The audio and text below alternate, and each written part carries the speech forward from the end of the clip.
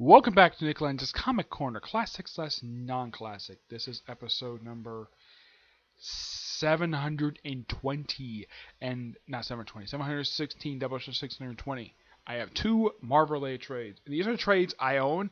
I've owned these trades for almost 10 years now, and I've never reviewed these things. Never reviewed them. These things have sat my shelf for almost a decade now, and some of these I haven't read in years. So, the first one I'm reviewing here is a book I have never reviewed a single trade with this character. I've reviewed trades with him in it, but not one of his own. Never in the past. Now, for the first time ever, reviewing The Punisher. Yep, this is the girls in white dresses trade. And those of you seeing the Mac symbol there, explicit content. Yep, this was the imprint that pretty much lasted from 2001 to pretty much about 2010. And the Punisher fit very well with the Max imprint because he's a violent character. Yep, this run lasted for 75 issues. It only had 3 writers. Yes, 3 writers. The first 5 years this book was written by Warren Ellis, who'd been writing the character since 2000. Yes, he had written the character for at least a long time. Yeah, he took over 2000, and I think these issues came out in 2009, I believe it was, correct? Yeah, actually no, 2008. So, he had been writing the character for 8 years. Yeah, 8 years wrote the character. Long time. Probably the longest longest person ever to write the Punisher. Wrote a combined, 12 plus 37, that's 49 plus 60. Yeah, he wrote over 100 issues of Punisher. So, here's kind of the thing. This volume is not counted as part of the numbering Punisher. Oh, no, it isn't, because it's set in a different universe. Yep, the Max books, generally, with a few exceptions, don't take place in the regular mainstream Marvel universe. These take place in their own universe. In the case of this Punisher, he made his first appearance not in Amazing Spider-Man 129, though that's kind of his time in Vietnam is referenced. But he made his first appearance in the miniseries Born, released. That was his first chronological appearance, released in 2004. That was basically the same time this ongoing series was being published. Yeah. The writer of this is Greg Hurwitz, who only did just this story arc. And here's kind of the weird thing. After issue 66, which is the issue that came right after this one, starting issue 66, for the last 10 issues of this whole run, it's called Punisher Frank Castle. That was been basically, this runs all CS. I do know about the Punisher Complete Collection, which collects the Max run. This is the only Punisher trade I own. I might be thinking of buying more Punisher trades in the future. It's a possibility. I'll probably buy more when I get a chance to go to Comic-Con. Yep. But what's the story with this one? Okay. There's a little girl who gets killed. Punisher thinks it was him. He thinks he accidentally killed a little girl. But it turns out he didn't. Nope. The person who killed him was the Max version of Jigsaw. Yep. Jigsaw exists in his universe. And he didn't appear as very much. I think Warren Ellis knew not to use him very often. So I think this is actually one of 2 or 3 appearances he actually made. I think outside of this particular arc, I think he appeared once. Let me look him up here. Yeah, I think he appeared just once or twice before this. Yeah. But if you want to think of a definitive villain for this run, it's Barracuda, a character who has never appeared in the mainstream Marvel universe. Probably because the guy keeps dropping F-bombs every 5 minutes. As a matter of fact, his teeth say the F word on his freaking teeth. Yeah, he's really weird. Yeah, but what's the Punisher book known for? Lots of gore. Yep, in the Punisher Max series, gore is turned up to 12. Like, it's turned up way high. There's over-the-top gore in here, but it's a Max imprint. They're allowed to get, the artist is allowed to get away with whatever the heck he wants. The artist is Lawrence Campbell. The artwork is actually pretty good. Let me show off some artwork aside from this cover. The cover is really good. I'm not going to show off the gory bits. There's also tons of nudity in here. Yes, I should point out though about that. Yes, there's tons of nudity in here. Great shadow effects. I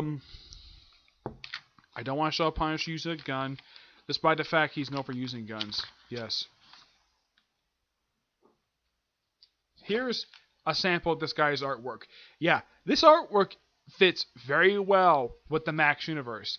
Now, is there any characters aside from the Punisher and Jigsaw who exist in the Max universe, from the Max Marvel universe? Nick Fury exists in here. There's version of Wolverine. Phantom exists in here. In this universe, I think who else? Microchip. I think that's it. One particular big Marvel character who would fit very well with the Max universe, and have a Captain America. So would Iron Man. Yeah, Iron Man had his own Max series, though it's called U.S. War Machine. Even though it was technically his series, but it's focused on War Machine.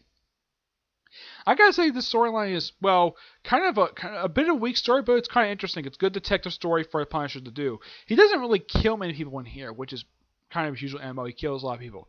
Also, I should point out, though, the Punisher in this universe ages in real time. So by the 2000s, he's actually in his 50s. Yeah, he's in his 50s. And he has a daughter. Yep, he actually had a daughter via a one-night stand he had during the course of the series. Which the mother was a member of the IRA, and she later got killed, and the Punisher got custody of the kid because, well, he's the father. Makes sense.